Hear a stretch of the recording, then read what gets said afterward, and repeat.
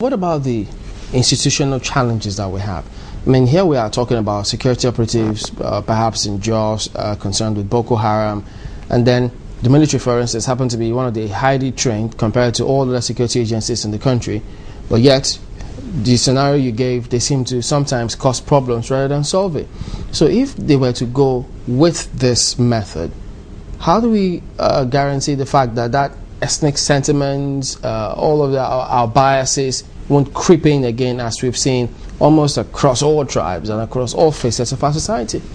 It's not really like that. You see, those who want to do their job can do their jobs.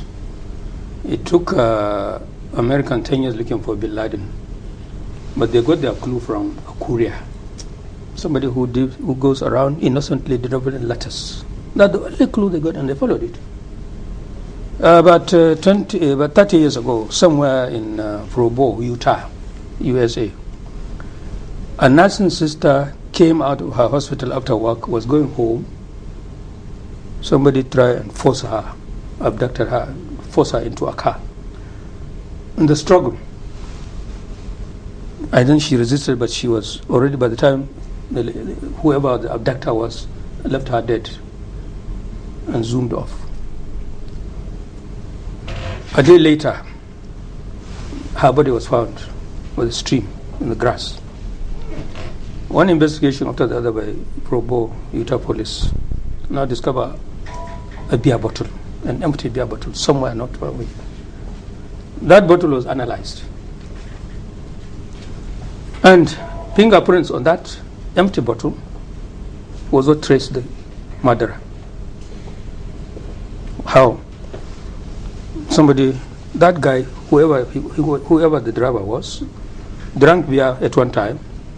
The bottle was somewhere hanging around, trying to open the car and force this woman in the struggle. That but that's because they have a data. That's because they have a data to match that fingerprint. All these billions, what to make us stop not to keep data? Why all this?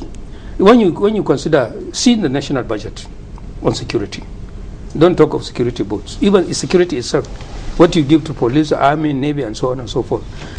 Add up all the help state governments give in terms of bullets, in terms of SK-47s, in terms of all these jeeps you see around, to do what? To secure us. What do you get out of it? Everybody keep pleading poverty. Either we are not funded properly or are not this. When you really don't have discipline, there is nothing you can do. Comment on this just before you leave. This headline screaming at us in front of the Punch newspaper today: Boko Haram, SSS, Northern Leaders deal exposed. Sultan, 13 emirs, SSS all agreed for suspects to avoid jail trial. This is a report published by WikiLeaks. This is going to further jolt a lot of people. Well, I really don't know. Unfortunately, I haven't read it yet. I have not read my morning papers today yet. But the print media or anybody can say anything they like. But all that I can tell you is that if you don't know who are Boko Haram, how do you even prosecute them? So the idea of this argument like that really is either neither here nor here. If it is when you know the person you are talking about, these people are faceless people. For instance, we've got so many questions being sent to us by our viewers. Well, the High Flyer calls himself, says, Nigeria, how long can we go on? How long can we endure the status quo? And so with this kind of headlines, such that you have a group of people now saying, listen, it's time for us to talk about the Constitution.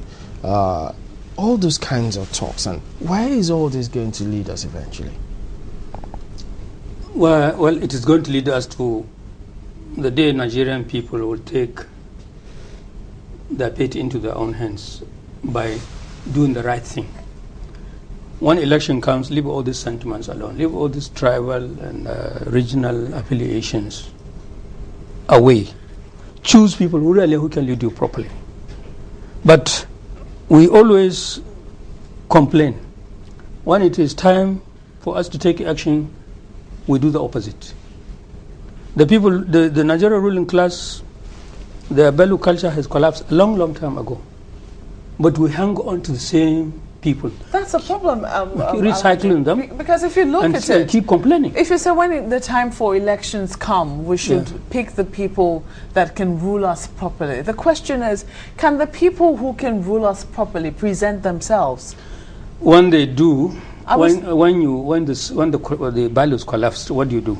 You monetize. So the thing has been monetized. People have been pauperized. So anybody who dangles carrot to them, they think is real.